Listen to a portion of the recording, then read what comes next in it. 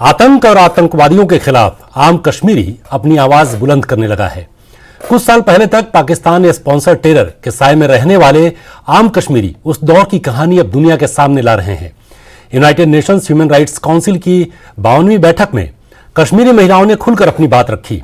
आतंकी हमले में अपनी बहन गंवा चुकी बुशरा महजबीन ने बताया कि पिछले कुछ सालों में कश्मीर की आबो हवा बदली है और आम कश्मीरी दहशतगर्दों के खिलाफ बोलने के लिए तैयार है। वहीं सोशल एक्टिविस्ट तस्लीमा अख्तर ने पाकिस्तान को आड़े हाथों लेते हुए पीओके में ह्यूमन राइट्स वायलेशन का मुद्दा उठाया। उन्होंने कहा कि पाकिस्तान एक तरफ बलोचिस्तान में ह्यूमन राइट्स वायलेशन कर रहा है, वहीं पीओके में रहने वालों से इज्जतदार जीवन जीने का अधिकार भी छीन रहा है। आज प्राइम टाइम में हम इन्हीं मुद्दों पर बात करेंगे।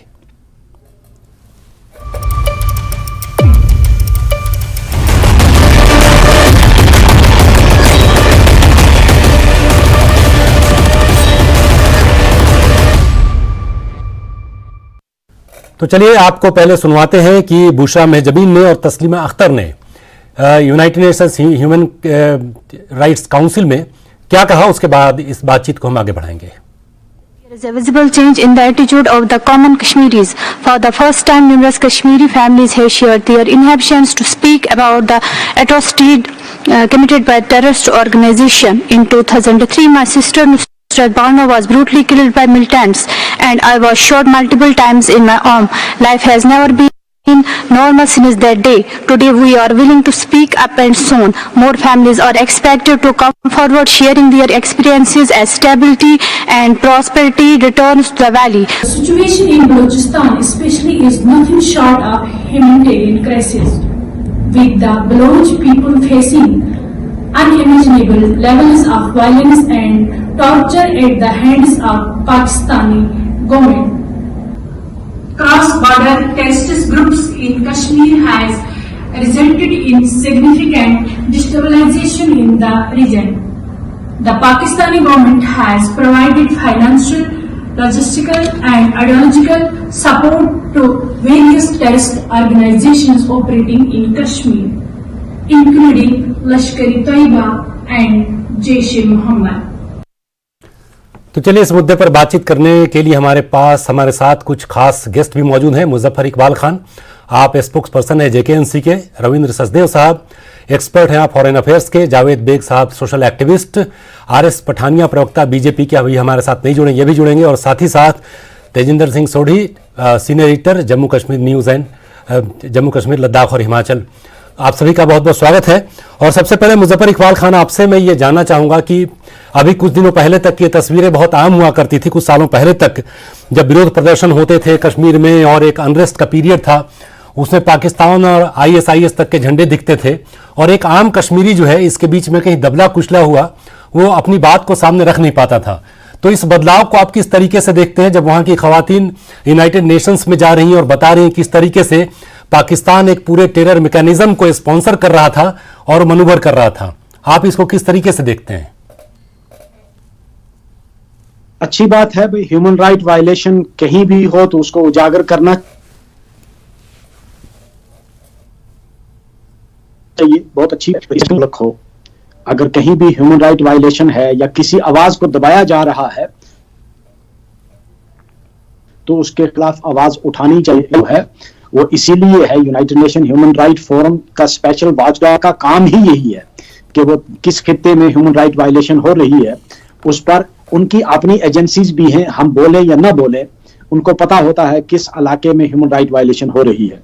दूसरी बात ये, हमें अपने मुहासबा करने की जरूरत है कि हम लोग वाकया ही क्या जो हालात यहाँ एक डंडोरा सा पीटा जा रहा है इंटरनेशनल लेवल पर, तो ठीक है अगर मुझे भी कोई ले जाएगा तो मैं भी अपने मुल्क की नाक रखने के लिए, अपने मुल्क का सर ऊंचा रखने के लिए मैं भी बहुत कुछ बोलूंगा।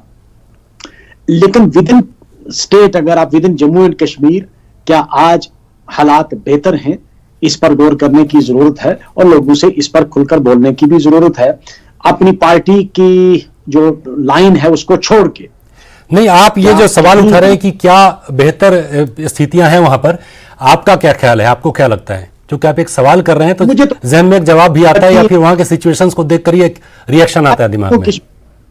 मुझे मुझे मुझे मुझे पाकिस्तान के कब्जे वाले जम्मू कश्मीर में क्या हो रहा है, ना मुझे उसकी जरूरत है और ना ही मैं उस पर कोई कमेंट करूंगा, क्योंकि वहां के लोग मुझसे ज्यादा पढ़े लिखे भी हैं और मुझसे ज्यादा सूझबूझ रखने वाले भी हैं। अगर वहां जुल्म ज्यादती हुई है तो वो लोग जाकर आवाज उठाएंगे। यहां क्या हालत है इस पर गौर करने की जरूरत है। यहां आज हर आदमी जो है वो परेशान है, अनएम्प्लॉयमेंट आसमान छू रही है, तशद्दुद उसी तरह है, और ये जो ढिंडोरा पीटा जा रहा है कि यहाँ अमन है, ऐसा कुछ नहीं है। यहाँ आज भी इनसिक्योर है हर आदमी। हम कश्मीरी पंडित्स को सिक्योर करने के बजाय हमें उनको वहां से निकाल के वापस भेजना पड़ा। अभी तक वो वापस नहीं जा पाए।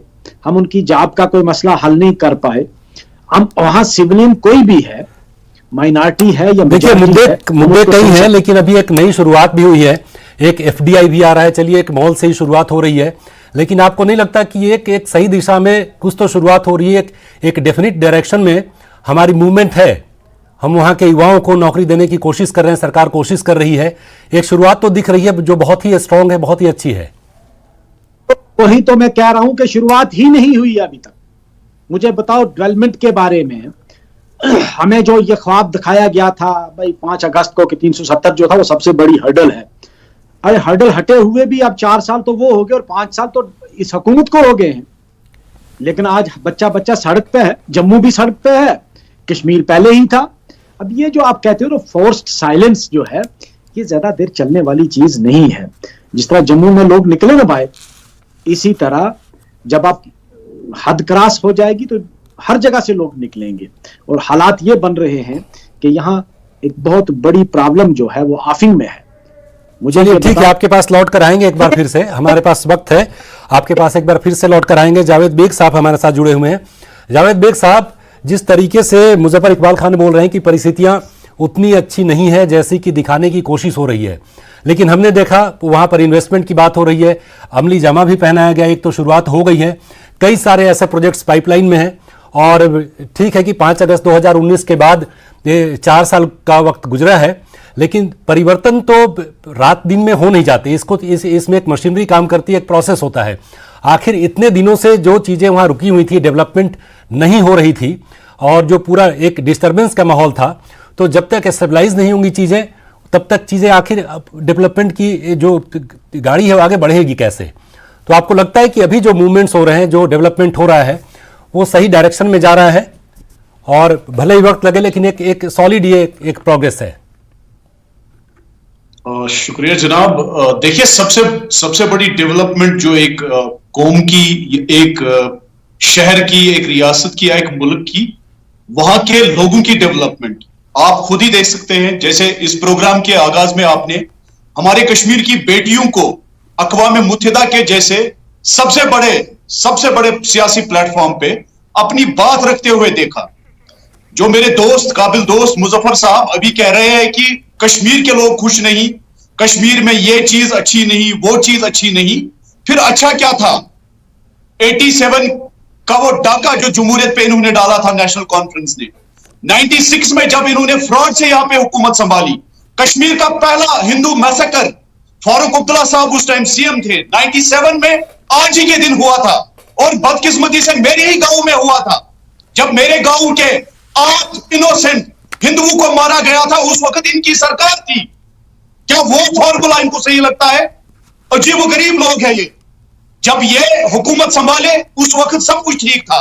आज जब हमारे कश्मीर की बेटियां दुनिया के सबसे बड़े प्लेटफॉर्म में अपनी बात रख सकते हैं बिना किसी डर के, वो सही इनके लिए नहीं है। इनका फॉर्मूला बड़ा अजीब है। अगर इनकी हुकूमत हो, उसमें कितने भी इंसानी हुकूकों की पामाली हो, ये उस पर बात नहीं करते हैं। इन्होंने छोटे बच्चों को नहीं बख्शा।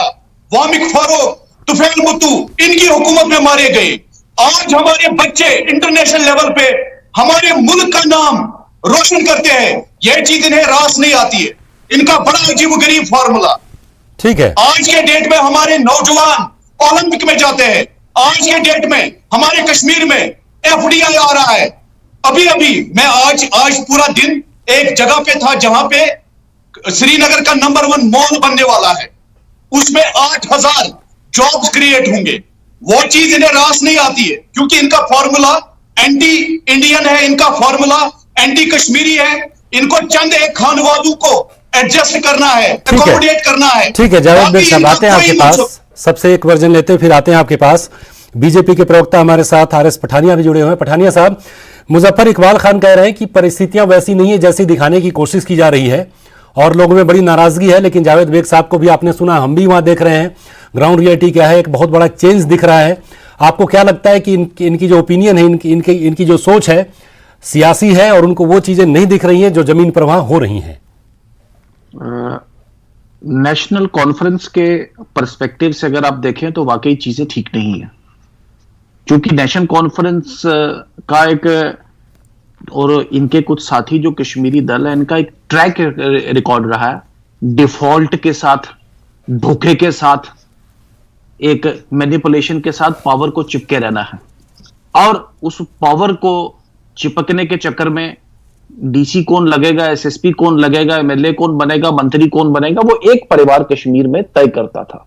आज कश्मीर में एक ग्रासरूट्स लेवल डेमोक्रेसी एनफोर्स्ड है बिल्कुल।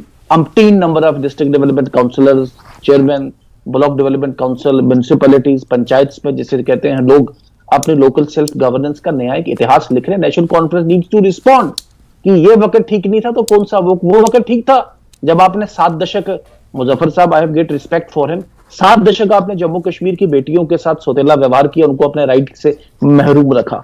रेफ्यूजीज पूरे देश भर में गए, प्रधानमंत्री बने, देश के गृह मंत्री बने, बड़े बड़े आईएएस ऑफिसर बने।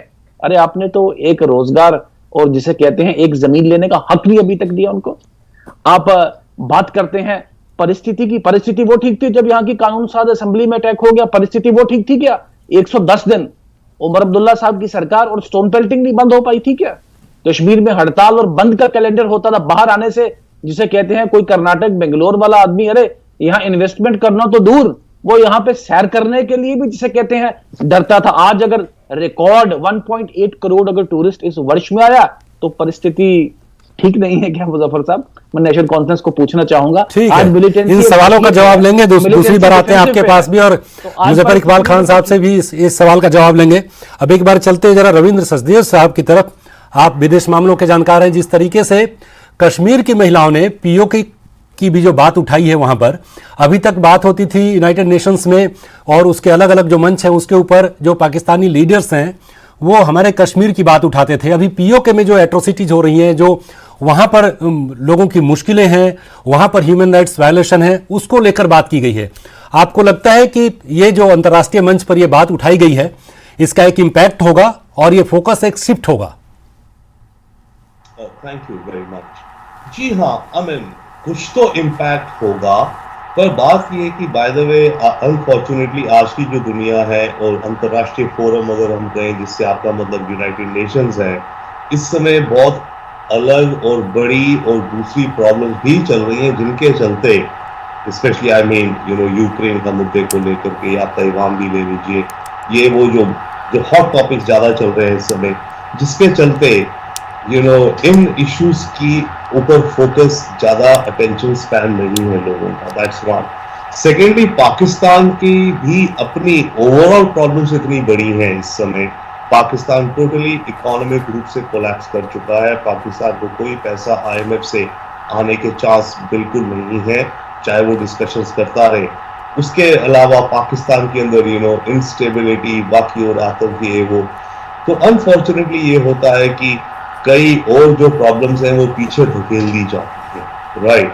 So that is also what is happening. But yes, fundamentally अगर देखा जाए तो यस, इसका इम्पैक्ट है कि जो पीओके का तो केस डेफिनेटली पता है सबको या काफी को कि वहां की आवाम कहती है कि उन्हें गवर्नेंस में हिस्सा नहीं मिलता है। उनकी आवाम कहती है उनके यहाँ जो डेवलपमेंट या जो रिसोर्सेज हैं उनको टैप किया जा रहा है पर उसका उन्हें फायदा नहीं हो रहा। सीपेक कॉरिडोर चाइना के अंतर्गत वहां पे एक हाइड्रो पावर प्रोजेक्ट लगा है बड़ा, परंतु उसका फायदा कोई बिजली के रूप से पीओके की आवाम को नहीं मिलता है, राइट? तो ये सारी चीजें हैं जिसके चलते डेफिनेटली ये पीओके की आवाम बहुत परेशान भी है पाकिस्तान की अपनी सेंट्रल गवर्नमेंट से, जिसे अगर आप कहें तो।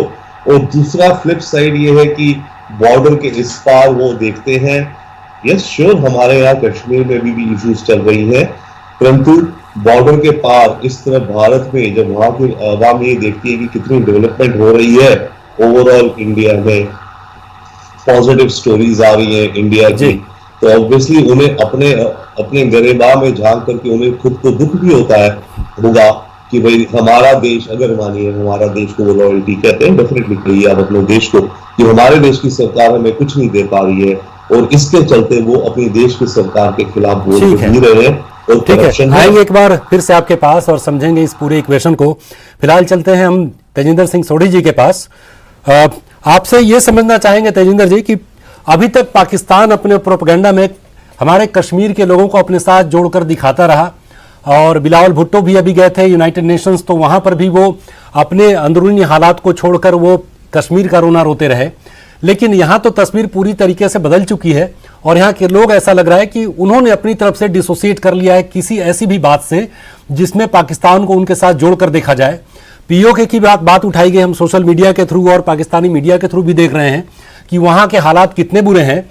ऐसे में आपको लगता है कि अंतर्राष्ट्रीय मंच पर पीओके की बात हमारी तरफ से महिलाओं के द्वारा उठाया जाना और कश्मीरी महिलाओं के द्वारा उठाया जाना पाकिस्तान को एक बहुत बड़ा झटका भी है, और साथ ही साथ एक कश्मीर का कॉन्फिडेंस है जो अभी की जो गवर्नमेंट की तरफ से जिस तरीके से काम किया जा रहा है, डेवलपमेंट के स्टेप्स लिए जा रहे हैं, एक बहुत बड़ा कॉन्फिडेंस उनका दिखता है इन तैयारियों में। देखिए अभी जी बिल्कुल सही कहा आपने। जो जम्मू कश्मीर के लोग हैं ये पिछले 70 साल से ये देख रहे हैं कि किस तरह पाकिस्तान लगातार कश्मीरियों को मोहरा बना रहा है। उन्होंने 47 में भी देखा, 47 में जब पाकिस्तान ने कबायलियों की आड़ में अपनी फौज को भेजा तो कत्ल उगारत जम्मू कश्मीर में किसका हुआ? कश्मीरी लोगों का। मुस्लिम भी मारे गए, हिंदू भी मारे गए, सिख भी मारे गए। आप देख लीजिए जब भी पाकिस्तान ने इस तरह की नापाक हरकत की, अगर आप बॉर्डर फायरिंग की बात करते हैं तो कौन विक्टिम था? कश्मीरी विक्टिम था। वो वहां पर कश्मीरी मुस्लिम मारे जाते थे। तो पाकिस्तान का जो हमेशा से प्यार रहा है वो कश्मीरी लोगों के लिए नहीं रहा है, वो कश्मीर की जमीन के लिए रहा है। पाकिस्तान का एक अनफिनिश्ड एजेंडा है to bleed India by 1000 cuts. और कहीं ना कहीं पाकिस्तान 1971 में जो पाकिस्तान की हार हुई थी, पाकिस्तान के दो टुकड़े हो गए थे, ईस्ट पाकिस्तान अलग होकर बांग्लादेश बना था, तो कहीं ना कहीं पाकिस्तान का वो अनफिनिश्ड एजेंडा है, वो भारत से एक किसी हद तक वो बदला लेना चाहता है। लेकिन जम्मू कश्मीर के जो लोग हैं वो ये जान चुके हैं कि पाकिस्तान उन्हें मोहरे की तरह यूज कर रहा है। देखिए धारा 370, अगर आप जम्मू कश्मीर की हिस्ट्री को डिवाइड करेंगे पोस्ट पार्टीशन या पोस्ट इंडिपेंडेंस के बाद, तो उसे आप डिवाइड कीजिए। वो वाला एरा जब कश्मीर घाटी जम्मू कश्मीर में 370 नाफिज था, और 370 हटने के बाद 370 से पहले क्या था? सिर्फ कुछ गिना चुनी फैमिलीज जो थी वो रूल करती थी। एक फैमिली ने तो कई लगभग 40-50 साल तक रूल किया। पहले उनके प्राइम मिनिस्टर रहे, फिर उनके चीफ मिनिस्टर रहे, हालांकि उसके बाद फिर दूसरी फैमिली आ गई। तो जो कॉमन कश्मीरी था उसने ये चीज देखा कि पॉलिटिक्स से तो उन्हें कुछ मिल नहीं रहा। कश्मीरी जो पॉलिटिशियन है सिर्फ हालांकि एक अगर टीचर था तो आज उनकी प्रॉपर्टी देख लीजिए, पॉलिटिक्स में आके प्राइम मिनिस्टर चीफ मिनिस्टर बनने के बाद आज उनके पास कितनी जायदाद बनी हुई है। तो एक कॉमन कश्मीरी को क्या मिला? लेकिन 370 हटने के बाद कश्मीर में जो जिस तरह के बात की जा रही है, डेवलपमेंटल पुश जो है गवर्नमेंट की तरफ से, आप देख लीजिए कश्मीर में अम्यूजमेंट पार्क आ रहा है। पहली बार दुबई का एक जो मॉल है वो कश्मीर में सेटअप हो रहा है। यूएई से डायरेक्ट इन्वेस्टमेंट आ रही है। आज की अगर हम बात करें तो आपको भारत से जितनी भी डोमेस्टिक एयरलाइंस कश्मीर आती है उनमें आपको टिकट्स नहीं मिलेंगी, इतना टूरिस्ट कश्मीर आ रहा है। हां, ये चीज है कि ये पाकिस्तान जो है बर्दाश्त नहीं कर पाता, लगातार कहीं ना कहीं आतंकी गतिविधियां वो करवा रहा है। अभी आपने देखा पिछले साल बडगाम में ही मेरे काबिल दोस्त जो हैं जावेद बेग साहब बडगाम के रहने वाले हैं, अमरीन भट्ट नाम की एक लड़की थी। कसूर उसका क्या था कि वो टिकटॉक पे वीडियो बनाती थी, लेकिन जो पाकिस्तान के आतंकी हैं इस नॉर्मलसी को भी वो बर्दाश्त नहीं कर पाए। अमरीन के घर 2 आतंकी गए, उसे पॉइंट ब्लैंक रेंज से शूट कर दिया। तो ये जो एट्रोसिटीज थी, जम्मू कश्मीर के लोग कहीं ना कहीं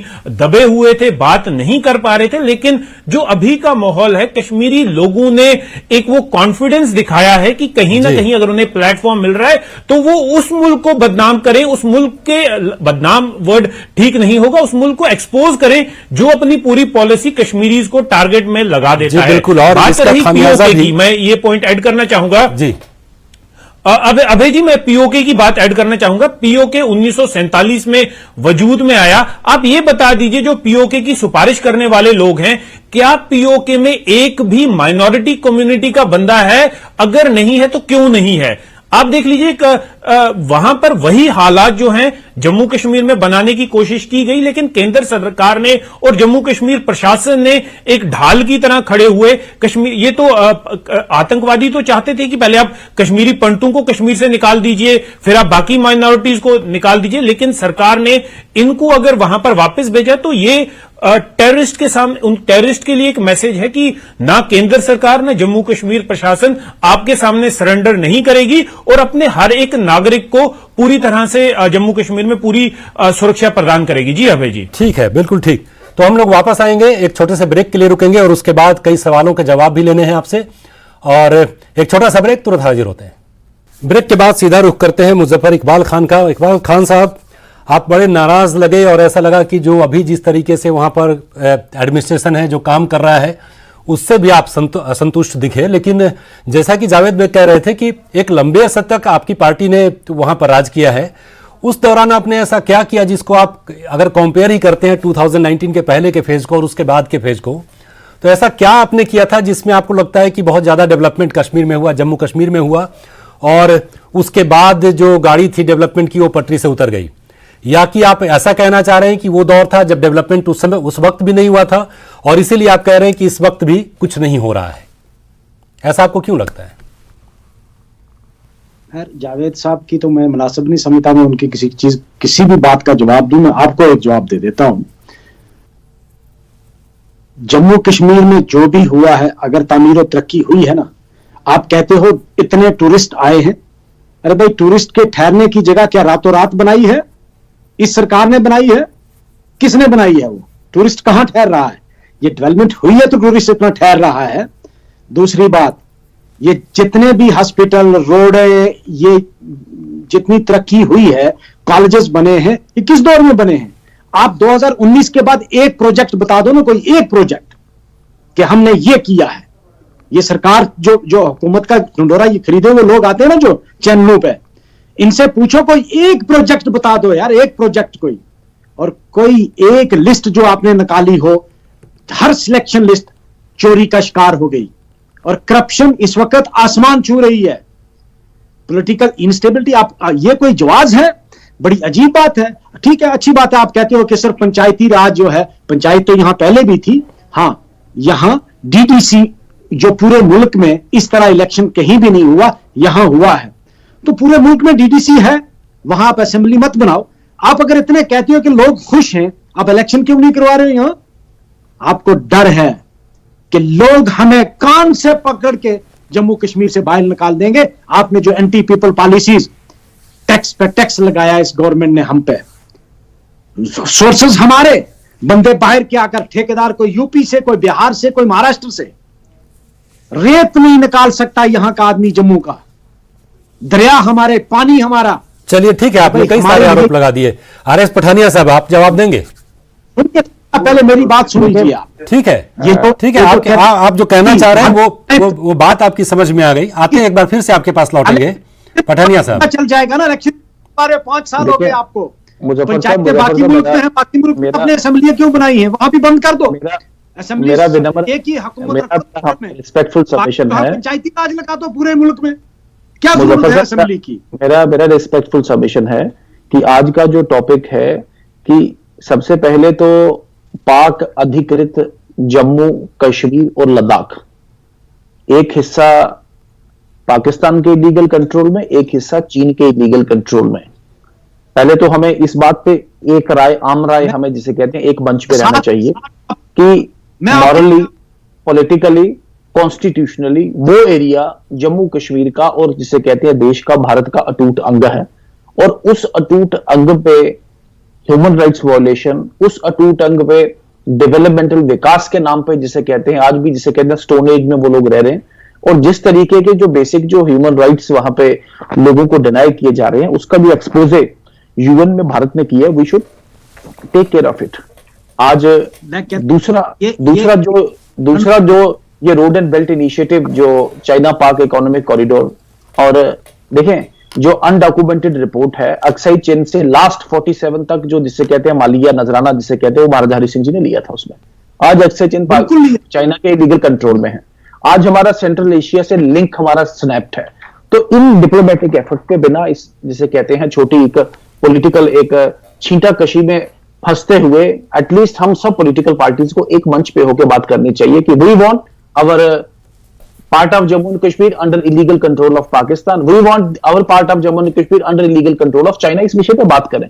अगर भारत ने एक्सपोज किया है पाक ऑक्युपाइड कश्मीर में जम्मू कश्मीर के लोगों और भारतीय, I will use the word पाक अधिकृत कश्मीर जो हिंदुस्तान के पश्चिम। एक छोटा रिएक्शन मुजफ्फर इकबाल खान से। मुजफ्फर इकबाल साहब ये कह रहे हैं, पठानिया साहब कह रहे हैं कि आप बड़े पर्सपेक्टिव में देखिए चीजों को, और जो इंटरनल चीजें हैं वो उसमें डेवलपमेंट और वो प्रोसेस चलता रहेगा, लेकिन इस लार्जर पर्सपेक्टिव में देखें कि हमारा एरिया है और उसमें आधे में डेवलपमेंट हो रहा है, आधे में नहीं हो रहा है। लोग भी हमारे हैं। मैं कहता हूं मैं इस मुद्दे पे मैं पठानिया साहब के साथ 100% हूं। आप जो अभी रिसेंट गया है ना गुलवान, उसको भी वापस पहले लो। उसके बाद जहां जहां अक्साई चिन्ह तक वाकया ही महाराजा के एहलकार मालिया लेते थे। पीओके का जम्मू कश्मीर हमारा है, वो लोग भी हमारे हैं, अक्साई चिन्ह के लोग भी हमारे हैं, गुलवान का एरिया भी हमारा है। हम चाहते हैं कि पूरा जम्मू एंड कश्मीर जो 26 सितंबर 1947 का जो जम्मू कश्मीर है उसको इकट्ठे करो। आपकी पार्टी ने तो इसको फर्दर तोड़ा, और जो एक्सपोज भारत सरकार ने जो यूएन में किया उसको भी वेलकम करें। आप जरा आपको वेलकम करना चाहिए भाई। ह्यूमन राइट वायलेशन चाहे किसी भी दुनिया के किसी खित्ते में हो, as a student of law मैं उसकी मजम्मत करूंगा और मैं उसको सराहना करूंगा जो भी आदमी आवाज उठाएगा। हर ये पॉलिटिकल गिमिक्स हैं। मैं कहता हूं जो चलिए ठीक है जी जो जावेद बेग साहब आपसे मुजफ्फर साहब ने साफ कह दिया कि आपकी किसी बात का जवाब तो नहीं देते हैं, लेकिन क्या आपको लगता है कि उनका देखने का जो नजरिया है वहां चीजों का वो बिल्कुल अलग है और आप एक अलग नजरिए से देख रहे हैं वहां की चीजों को? देखिए अबे साहब, बागैरत और बाज़मीर लोग जवाब देते हैं। जो बागैरत और बाज़मीर होते हैं वही जवाब देते हैं। इनकी डेवलपमेंट का मॉडल इनके जनरल सेक्रेटरी ने अपने दौरे इक्तिदार में सरकारी जमीन हड़पी थी, जिनको अभी एक दो महीने पहले उनका वो इलीगल मकान तोड़ा गया। इनकी डेवलपमेंट, इनके प्रेसिडेंट साहब ने क्रिकेट एसोसिएशन पे डाका डाला। हमारे बच्चों को बजाय इसके कि वो खेल कूद में अपना लोहा मनवाते, उनको अपसपा के जरिए, पीएसए के जरिए, कोटा के जरिए या तो कब्रिस्तानों में बेचा या फिर जेलों में रखा था। ये इनकी पार्टी का डेवलपमेंट है। लेकिन ये तो कह रहे हैं कि अभी करप्शन सबसे ज्यादा अगर किसी वक्त है तो अभी है। इनकी डेवलपमेंट नेपोटिज्म थी। इनकी पार्टी की डेवलपमेंट फलाना साहब, फिस्ताना साहब को ये जनरल सेक्रेटरी बनाते थे, मिनिस्टर बनाते थे, एमएलए एमएलसी बनाते थे। बल्कि इनके एक्स सीएम साहब ने अपने घर में एक साथी की जान ले ली। ये कोई ढकी छुपी बात नहीं है। ये इनकी डेवलपमेंट है नेशनल कॉन्फ्रेंस की। इनकी वजह से हजारों की तादाद में हमारे नौजवान कब्रों में चले गए। इनकी वजह से अगर ये डाका नहीं डालते 87 में तो हमारे नौजवान आज के डेट में कब्रों में नहीं होते, जेलों में नहीं होते, पाकिस्तान ऑक्युपाइड कश्मीर में नहीं होते। ये इनकी डेवलपमेंट है। ठीक, वहां क्या कर रहे हो आप? हम बिल्कुल ठीक कर रहे हैं। 4 साल से एक भी स्टोन बिल्डिंग का वाकया यहाँ पे रोनुमा नहीं हुआ। 4 साल से एक भी गरीब का बच्चा पलक का शिकार नहीं हुआ, जो पलक इनके सीएम साहब ने लाया था। 4 साल से कोई भी बच्चा हमारा गोली से नहीं मरा। जमीर भी सब कुछ बेच चुके हो आप। देखिए मुजफ्फर इकबाल खान, ये ऐसा आरोप कि आप जमीर बेच चुके हो, ये तो बड़ा एक ऐसा रिमार्क है जिसका कोई जवाब सीधे ढूंढना बड़ा मुश्किल सा हो जाएगा। लेकिन जावेद बेग सीधे नाम लेकर आपके ऊपर आरोप लगा रहे हैं, जबकि आप कह रहे हैं कि सबसे ज्यादा करप्शन अगर किसी दौर में रहा है तो इस दौर में है। मेहरबानी किया करो, आप मेहरबानी किया करो। जब ऐसे लोग बुलाने हो ना इस चैनल पे तो फिर मुझे मत बुलाया करो प्लीज। पठानिया साहब और मेरी डेली डिस्कशन होती है, मगर इस किस्म की लैंग्वेज हम नहीं कभी इस्तेमाल करते एक दूसरे के लिए। चलिए ठीक है, मुझे बताइए मैं कहां पे गलत हूं। आप मुझे बताइए, अगर मैं कहीं पे गलत हूं मुझे बताइए। ठीक है, या फिर जवाब दीजिए। ठीक है, आप लोगों के पास भी आते हैं, तेजिंदर जी के पास चलते हैं। तेजिंदर जी, आपको लगता है कि ठीक है, जावेद बेग साहब आएंगे आपके पास, तेजिंदर जी के पास चलते हैं। एक न्यूट्रल उनका रिएक्शन लेते हैं इसके ऊपर। क्या आपको लगता है कि जो सियासत में पार्टियां होती हैं और अभी जिस तरीके से डेवलपमेंट का मॉडल जो गवर्नमेंट ने और एडमिनिस्ट्रेशन ने वहां अपनाया हुआ है, क्या उसको भी सियासी पार्टियां अपने नजरिए से देखकर क्या उसको क्रेडिट देना तो दूर की बात डिस्क्रेडिट कर रही हैं? ऐसा आपको जाता है, ऐसा कोई इम्कान होता है? देखिए अभी जी, पहले मैं जैसे आपने कहा कि as a journalist we are neutral, तो एक सवाल का जवाब मैं काफी देर से सोच रहा था। अभी हमारे एक जो पैनलिस्ट हैं उन्होंने बात कही। देखिए, जब जर्मनी में यहूदियों का जेनोसाइड किया गया तो हिटलर ने, नाजियों ने एक उनके बारे में ये अफवाह फैलाई कि जो यहूदी हैं ये हमारे रिसोर्सेज खा रहे हैं, ये हमारे लिए पैरासाइट हैं।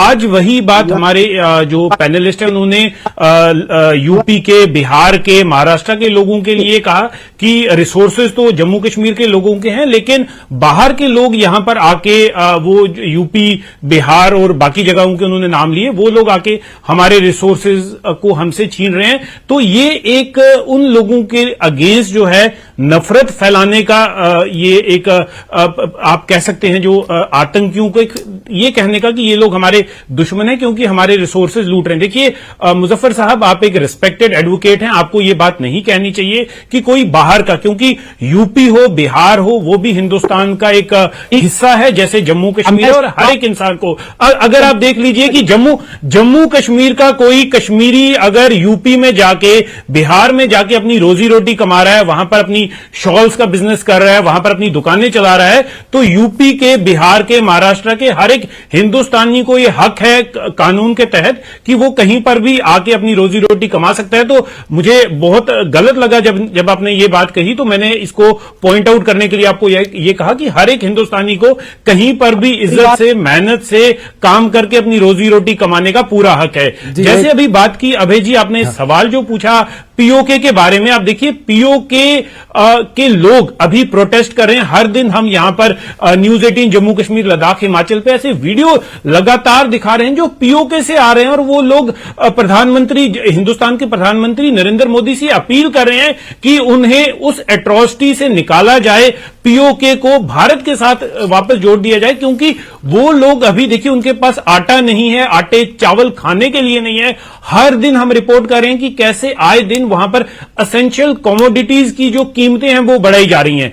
आप कंपैरिजन कीजिए कि आज से रमजान शुरू है, भारत सरकार ने कई लाखों मैट्रिक टन कुकिंग जो एलपीजी गैस है वो कश्मीर में भेजा हुआ है, ताकि कश्मीर के लोगों को किसी भी वजह से, कल चाहे जम्मू कश्मीर श्रीनगर नेशनल हाईवे जो है वो अगर बंद हो जाता है किसी वजह से, तो कश्मीर के लोगों को वहां पर किसी चीज की कमी ना हो। और दूसरी तरफ आप पाकिस्तान पीओके की हालत देख लीजिए, लोग अभी भी वहां पर लकड़ें काट के चूल्हा जला रहे हैं, और ये किसी दूर दराज के इलाके की हालत नहीं है। मुजफ्फराबाद जो कैपिटल है पीओके का, वहां पर लोगों की ये हालत है, चूल्हा जला के अपने लिए खाना बनाना पड़ रहा है। जम्मू कश्मीर में आप देख लीजिए, गवर्नमेंट, इंडियन एयरफोर्स ने एयरफोर्स की सॉर्टीज लगाई हैं दूर दराज इलाकों में लोगों को पहुंचाने के लिए, ताकि वो रमजान के पावन महीने में अपनी फैमिली के पास जा सकें जो इनएक्सेसिबल एरियाज हैं। लेकिन पाकिस्तान तो अपने टर्मोइल से बाहर नहीं आ रहा। तो ये जो कंपैरिजन है, you can not compare apples with oranges, वहां पर हालत बहुत खराब है। और ये कश्मीरी लोग ये चीज रियलाइज कर चुके हैं कि जो उनका फ्यूचर है, प्रेजेंट और फ्यूचर, यूनियन ऑफ इंडिया के साथ सेफ है। और आप बिल्कुल, जावेद बेग साहब ने बिल्कुल सही कहा कि 2019 से आप देख लीजिए, जब से 370 हटाया है, कोई भी स्टोन पेल्टिंग के बड़ा इंसिडेंट नहीं हुआ, कोई भी ये जो टेररिस्ट की तरह से बड़ी कार्रवाई होती थी वो नहीं हुई। और जो डेटा है ये पार्लियामेंट में पेश किया गया था, उस डेटा ने क्लियरली दिखाया कि आतंकी जो गतिविधियां हैं या टेरर अटैक्स हैं वो भी कम हुए हैं। जी अभी जी, ठीक है, अभी आएंगे, एक छोटे से ब्रेक के लिए रुकेंगे हम, और उसके बाद चलेंगे सचदेव साहब के पास भी। आपके लिए भी हमारे पास कई सवालात हैं, और मुजफ्फर इकबाल खान आपके पास भी आएंगे उसी सवाल को लेकर जो तेजिंदर जी ने उठाया था।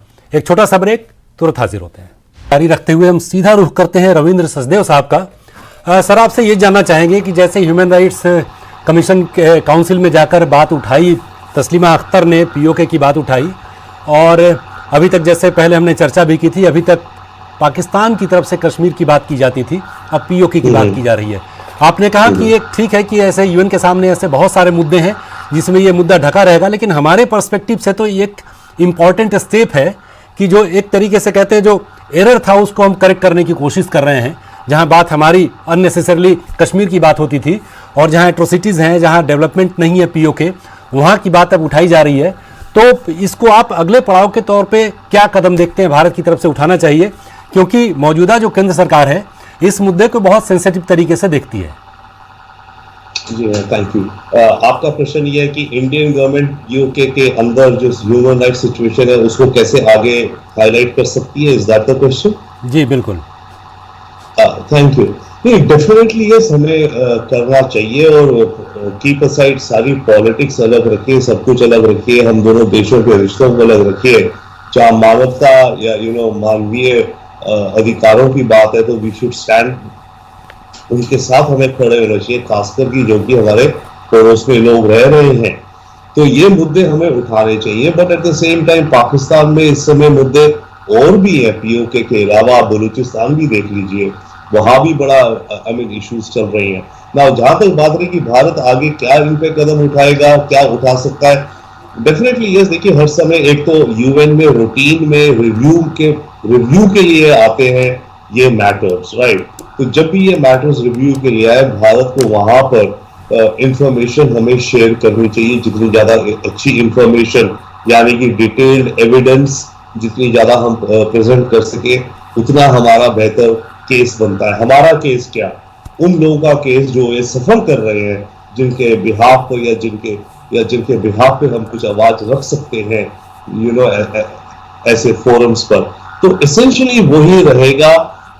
But once again I will come back, unfortunately Pakistan के अंदर इस समय हालात इतने बुरे हो रखे हैं जी, और आने वाले वक्त में और ज्यादा होंगे कि ये जो चीजें हैं, इंटरनेशनल ऑर्गेनाइजेशंस भी वो ये सोचेंगे कि पहले पाकिस्तान की जो ओवरऑल दूसरी प्रॉब्लम सारी चल रही है उनकी तरफ देखा। ठीक है, वो पाकिस्तान की प्रॉब्लम है, हम लोग तो अपने पर्सपेक्टिव में, अपने दृष्टिकोण से चीजों को लेकर आगे जाते हैं। मुजफ्फर इकबाल खान, आपसे ये जानना चाहेंगे कि अभी एक आतंकवाद से जूझ रहा था, क्रॉस बॉर्डर जो टेररिज्म है उसकी वजह से, स्पॉन्सर टेररिज्म की वजह से, अभी उससे हम लोग मुक्त हो नहीं रहे कि आप एक दूसरा विवाद का बिंदु छेड़ना चाह रहे हैं, एक डिस्प्यूट, ये कहकर कि आपके रिसोर्सेज, जैसा तेजिंदर जी ने उस बात को उठाया था अभी, कि आप ऐसी बात क्यों कह रहे हैं कि बाहर के लोग आ रहे हैं और वो सारी मलाई खा रहे हैं, वहाँ के रिसोर्सेज को वो जो है वो कंज्यूम कर रहे हैं।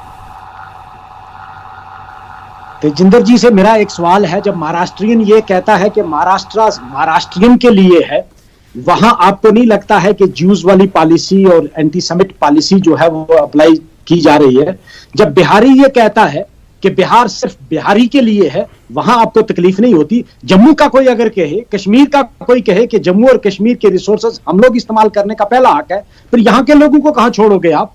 एम्प्लॉयमेंट आप नहीं दे पा रहे, लोकल रिसोर्सेज आप लूट रहे हो, बाहर से आप लोग और नहीं, एक गलत का एग्जांपल देकर आप अपने गलत को सही कैसे ठहरा सकते हैं? अगर महाराष्ट्र में इस तरह की बात कोई पॉलिटिकल पार्टी करती है तो वो गलत है। आ रहे हैं पैसे खा के, करप्शन इस वक्त आसमान छू रही है, अब जिससे मर्जी पूछ लो। अब चैनल पे बैठकर आप 10 आदमी हम बैठकर हम कहें नहीं, जम्मू कश्मीर में everything is hunky dory, there is no problem at all, कोई करप्शन नहीं, कोई अनएम्प्लॉयमेंट नहीं, तो उससे अनएम्प्लॉयमेंट खत्म नहीं हो जाएगी, प्रॉब्लम खत्म नहीं हो जाएगी। प्रॉब्लम दिन ब दिन बढ़ती जा रही है और एक खतरनाक लेवल तक पहुंच चुकी है। आपने पिछले दिनों जम्मू में देखा होगा, जम्मू में लोगों ने, लाखों की तादाद में अनएम्प्लॉयड लोगों ने, जिन्होंने एग्जाम दिया था, और एक करप्ट कंपनी को यहां आकर ठेका दिया गया जिसने 3 एग्जाम कंडक्ट किए और तीनों में करप्शन एलिगेशन लगे और सिलेक्शन कैंसिल करनी पड़ी, फिर उसी को कॉन्ट्रैक्ट दिया। क्यों दिया? इसमें क्या इंटरेस्ट है? साहब, आप इस चीज को अप्रिशिएट नहीं करेंगे कि अगर किसी में कहीं पर करप्शन के इल्जाम लगे तो डिसीजन लिया गया, उन एग्जाम्स को कैंसिल किया गया। आप देख लीजिए, जब उमर साहब चीफ मिनिस्टर थे तो अब एक बहुत बड़ा एमबीबीएस रैकेट सामने आया था कि कैसे एमबीबीएस की सीटें 20-20 लाख रुपए लेकर बेची जाती थी। आप बताएं, क्या वो सीट जो उस वक्त के एग्जाम थे उन्हें कैंसिल करके कोई इंक्वायरी की गई? तो इस चीज को अप्रिशिएट कीजिए ना। देखिए, जो गलत हो रहा है, बिल्कुल मैं आपकी एज ए जर्नलिस्ट मैं आपको ये बिल्कुल ये कह रहा हूं कि हाँ हो रहा है, लेकिन उसको कर्ब करने के लिए स्टेप्स लिए जा रहे हैं। जी, लिए जा रहे हैं। एक बार चोरी होती है, फिर दूसरी बार फिर होती है, तीसरी बार फिर स्टेप क्या लिया गया, और फिर उसी को कॉन्ट्रैक्ट दे रहे हो तो कौन सा स्टेप ले रहे हो? अरे भाई, हाई कोर्ट ने हाई कोर्ट सिंगल जज ने कहा कि ये आदमी 3 स्टेटों में बदनाम है, 3 स्टेटों में इसको ब्लैकलिस्ट किया गया है, इस पर जुर्माना भी दिल्ली गवर्नमेंट ने लगाया है, लिहाजा प्रोपराइटरी ये डिमांड करती है कि इसको कॉन्ट्रैक्ट न दिया जाए। अरे भाई, गवर्नमेंट ने जाकर उसी एक दिन के अंदर डीबी से स्टे लिया, उसका क्या इंटरेस्ट था गवर्नमेंट का? ठीक है, चलिए पठानिया साहब ये जो इकबाल साहब बता रहे हैं, जो बोल रहे हैं, इसमें चूंकि केंद्र सरकार ने एक बहुत बड़ा कदम उठाया था 370 को लेकर, और इनकी शिकायत यही है कि उसके बाद भी कुछ ज्यादा मतलब पॉजिटिव चेंज नहीं हुआ। और जो एग्जांपल दे रहे हैं, कह रहे हैं कि अनएम्प्लॉयमेंट बढ़ रही है, और उसका एक तरीका ये है कि लोगों को रोजगार मिले, लेकिन एग्जामिनेशन कंडक्ट करने की जिम्मेदारी वैसे लोगों को दी जाती है, वैसे फर्म को दी जाती है जो टेंटेड है, जिनके ऊपर धब्बे लगे हैं भ्रष्टाचार के। देखें, जो 70 वर्ष में नहीं हो पाया, उसकी नींव, उसकी शुरुआत 5 अगस्त 2019 के बाद की गई।